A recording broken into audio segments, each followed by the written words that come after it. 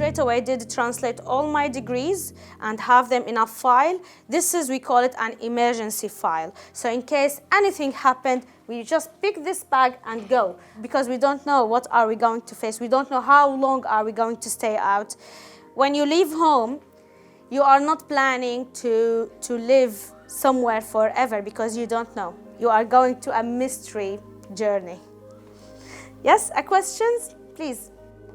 I'm here with Razan, who's originally from Syria and came here as a refugee to escape the horrors of the war there, and has successfully set up a cheese business here in Yorkshire.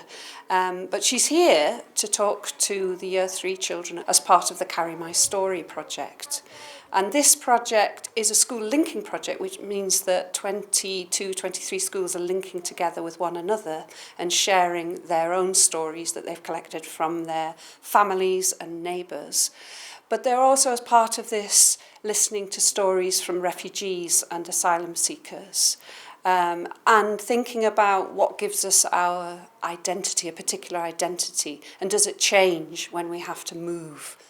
For the children, the first thing they receive is this. They receive it through the post, which is exciting. They open it together. The story of the person's life in miniature. The outside of the box is covered in images that are related either to their experience of having to leave their country or what they're doing now in the UK. But sometimes when you open the box, there are slightly harsher images of what people have had to escape from, but also the gift of their story, which is in the form of this little book. So they can look at this, read the story, and it naturally provokes more questions. What can I ask this person when I actually meet them about this story? But you can keep going forward.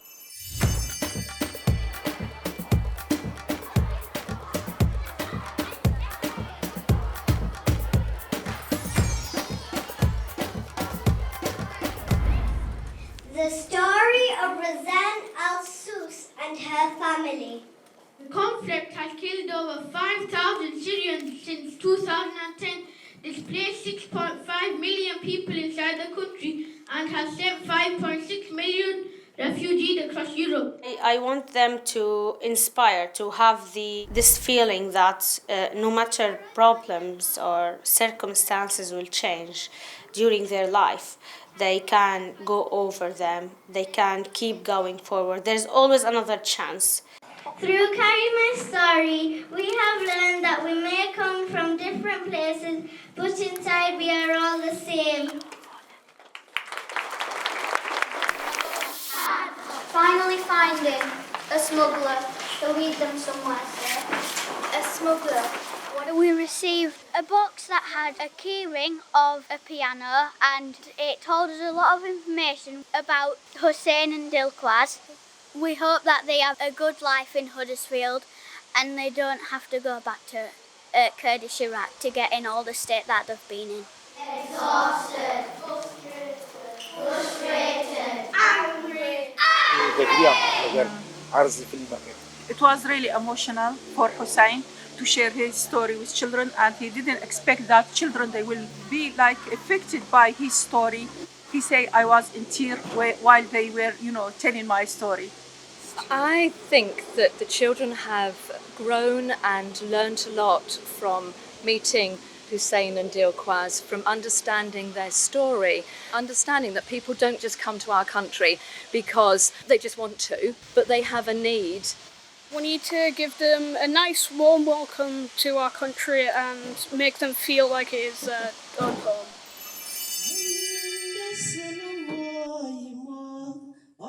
We received a box with a picture of Blessing on the front.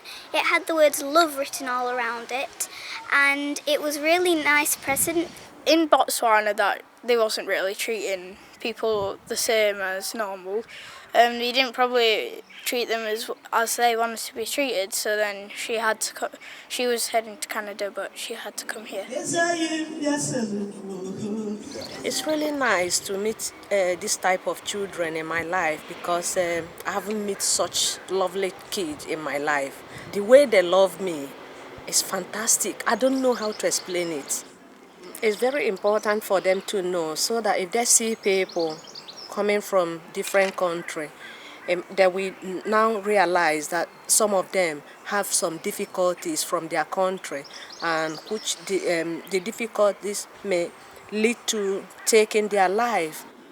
At school we talk a lot about perseverance and resilience and thinking about how other people feel, and then suddenly they've got a person that they can relate to, and it's made them think very carefully about other people and what other people are going through.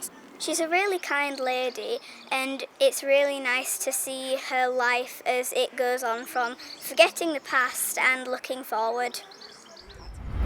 I think it was great to share my story with the students. I think it's part of my own healing process, because I believe that I need to share, not only me, like all the refugees and asylum seekers need to share their stories with other people.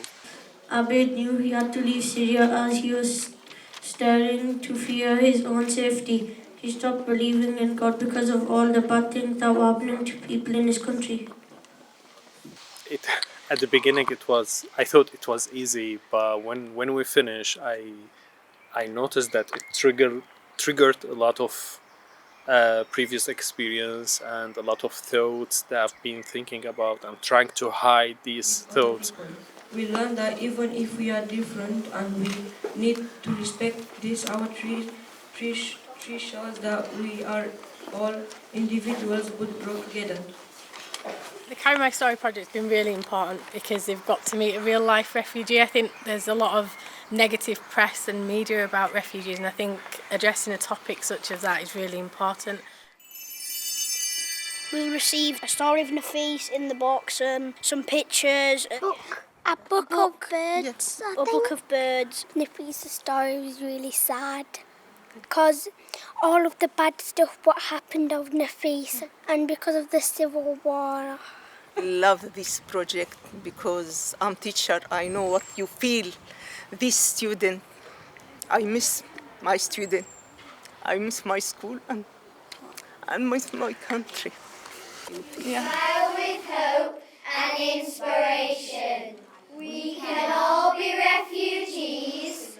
No one should live in fear. We welcome you into our country, a new home, a new life to hold dear. When I first met her, when she started talking about her story, I found it really upsetting to see what they lived in. But then when she went on, I found it really inspirational. When she was smaller, she never had as much as we do.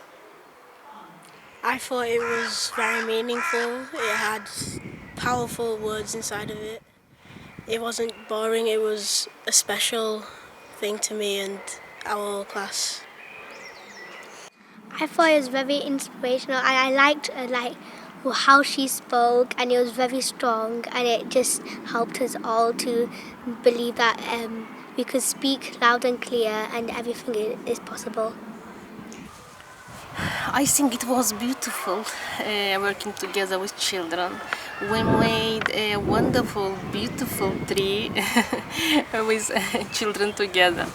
The future is theirs. I hope they are all children will be peaceful to each other and full of love. In 2000, when Ted was just 15, he moved to Eritrea with his parents and siblings. It was nice. It was very interesting to share my story to these lovely children, and when I transfer my story, when I tell my story to them, and finally when they present my story, I feel something inside. They will grow with peace. With the peace, yeah, wonderful, thank you. With the peace and with the human behavior, best behavior. It's important to hear these stories because the children who are the adults of the future need to know these things so we can decide whether we want them or not. It could just be one person starting a war that contains 1 million people dying, and we don't want that to happen in the future to us. They took it in their own direction. They've learnt a lot about Hungarian culture. They've challenged the stereotypes as well. So that's been very valuable for them because they've learnt that people are different, but we're all equal. When I listen to children, that's meaning I'm listening to truth. So I learned a lot from them. Also, I learned a lot of things about how can I know how British people thinking, how can I dealing with them, because this is my life, my home, future.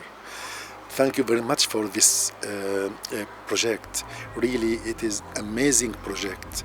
It's been fantastic because I have actually witnessed in the schools and with the refugees the impact that those meetings have had, both on the children and also on the refugees themselves.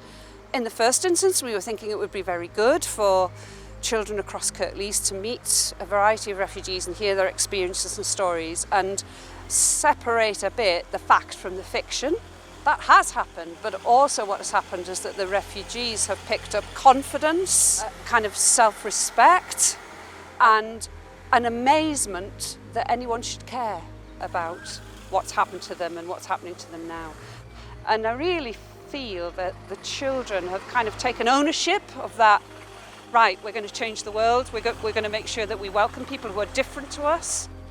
It's the process that's really important to us, knowing that those children have spent time with those stories and truly carried them and then responded to them. That's what it's about.